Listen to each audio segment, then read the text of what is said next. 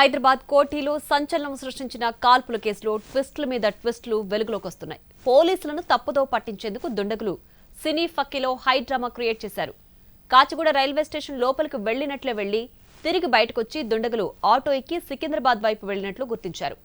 అంతేకాదు పోలీసులకు చిక్కకుండా ఉండేందుకు బట్టలు కూడా మార్చుకున్నారు. దోపిడీ సమయంలో ఉన్న బట్టలు మార్చి మరో డ్రెస్ వేసుకుని ఎస్కేప్ అయ్యారు. దోపిడీ కోసం ఉపయోగించిన స్కూటీని వదిలి పారిపోయారు.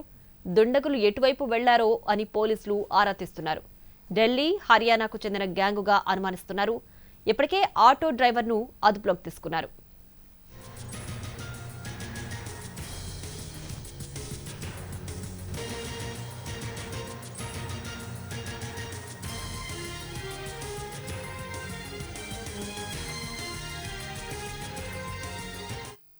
ఇక హైదరాబాద్ లోని కోటి దగ్గర కాల్పుల కేసుకు సంబంధించి మరింత సమాచారాన్ని మా ప్రతినిధి కిరణ్ ఫోన్ లైన్ లో అందిస్తారు. కిరణ్, సంచలనం రేపిన కోటి కాల్పుల ఘటనకు సంబంధించి పోలీసులు ఇన్వెస్టిగేషన్ కొనసాగిస్తున్నారు. ఇన్సిడెంట్ జరిగి సరిగ్గా ఇప్పటి పరిశీలిస్తే 8 గంటలు అవుతోంది. 8 గంటల్లో భాగంగా 5 బృందాలు వివిధ బృందాలుగా ఏర్పడి ఇన్వెస్టిగేషన్ కొనసాగిస్తున్నారు. బ్రిటన్ ఇన్వెస్టిగేషన్ తో పాటుగా టెక్నికల్ ఇన్వెస్టిగేషన్ అయితే కీలకంగా మారింది. ఇక పోలీసులు ఆయా కోణాల్లో కూడా దర్యాప్తు కొనసాగిస్తున్న సంచలన విషయాలు వెలుగుతూ వస్తున్నాయి. సో ఈ కేసు కూడా ట్విస్ట్ మీద ట్విస్టులు తెరపైకి వస్తుందని చెప్పాలి. ఎందుకంటే ఈ హర్యానా, ఢిల్లీ నుంచి వచ్చిన గ్యాంగ్ గా పోలీసులు అనుమానిస్తున్నారు. వీరు పక్కగా రెక్కి చేసి సినీ పక్కీలో తప్పించుకున్నట్టుగా తెలుస్తుంది. పోలీసులను తప్పుదోవ పట్టించి కారు విషయంలో ఎస్కేప్ అయ్యేది కూడా చాలా పక్కా ప్లాన్ ప్రకారం హైదరాబాద్ వచ్చారు.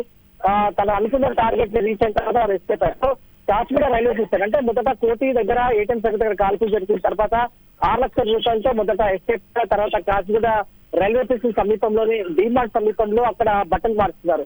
ఆ తర్వాత కాచిగూడ రైల్వే స్టేషన్ వచ్చారు. లోనికి వెళ్ళినట్లు వెళ్ళి బయటికి వచ్చారు. ఆటోలో ఎస్కేప్ అయ్యారు. వారు సికింద్రాబాద్ వైపు వెళ్తున్నట్టుగా సీసీ కెమెరాల ఆధారంగా పోలీసులు గుర్తించారు. సో ఆటో డ్రైవర్ కూడా అదుపులోకి తీసుకొని విచారించారు.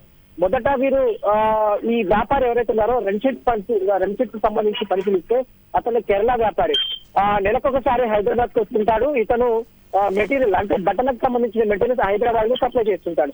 సో ఇతన్ని ఫాలో చేసిన హర్యానా లేదంటే ఢిల్లీ గ్యాంగ్ ఇతన్ని పక్కగా రెక్కి చేసి ఇతని పైన కాల్పులు జరిపి డబ్బులు ఎస్కేప్ చేసినట్టుగా అంటే డబ్బులు దొంగిలించినట్టుగా కూడా పోలీసులు అనుమానాలు వ్యక్తం చేస్తున్నారు. హైదరాబాద్ లో ఇతను తన స్నేహితుడికి వచ్చాడు. సో రీసెంట్ గా అతను బట్టలు మెటీరియల్ కేరళ నుంచి తీసుకొచ్చిన తర్వాత అతను కేరళకు వెళ్ళాడు. మళ్ళీ రీసెంట్ గా కూడా హైదరాబాద్ వచ్చాడు. ఎక్కడైతే మెటీరియల్ సప్లై చేస్తాడో దానికి సంబంధించిన డబ్బులు కలెక్ట్ చేసుకొని బ్యాంక్ లో డిపాజిట్ చేసేందుకు వెళ్తున్న క్రమంలో ఇద్దరు దుండగులు అతన్ని వెంబడించి రెక్కి చేసి అతని పైన కాల్పులు జరిపి 6 లక్షల రూపాయలతో ప్రస్తుతం కూడా ఇచ్చారు. సో వారు ఎక్కడున్నారు, ఎటువైపు వెళ్లారు, తర్వాత ఆటో డ్రైవర్ తో వీళ్ళు ఏం మాట్లాడారు, ఎలాంటి సంభాషణ జరిగింది, వాళ్ళు ఏ విధంగా ఉన్నారు అని అనేక కోణాలు కూడా పోలీసులు దర్యాప్తు కొనసాగిస్తున్నారు. మొత్తంగా 5 బృందాలు ఇటు హైదరాబాద్ సిటీ టాస్క్ ఫోర్స్ తో పాటుగా ఇటు ఈజన్ సెంట్రల్ జోన్ టాస్క్ ఫోర్స్ పోలీసులు కూడా రంగప్రవేశం చేస్తారు. సో ఇందులో ప్రస్తుతం అయితే దొంగలు ఎక్కడైతే పారిపోయారో వాటికి సంబంధించిన సీసీ కెమెరాలు కూడా పరిశీలిస్తారు.